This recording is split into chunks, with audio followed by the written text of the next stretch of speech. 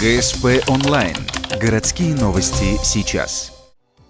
Во дворе Тиманска, 15, мусоровоз перевернул легковушку. По словам очевидцев, грузовик ехал со спущенным манипулятором. На его пути было несколько машин, их железная лапа не задела. А вот служебная машина работающих неподалеку строителей оказалась перевернута на бок.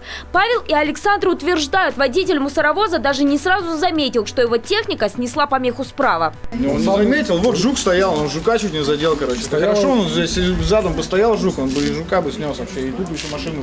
Он не поднял лапу, его говорит, какая-то женщина якобы отвлекла, короче. Я не знаю, как он вообще смотрел, то, что он должен был поднять ее, то есть убедиться, то, что у него она поднята, короче, и поехать дальше. А она у него была спущена, то есть он задел нам крышу и перевернул машину.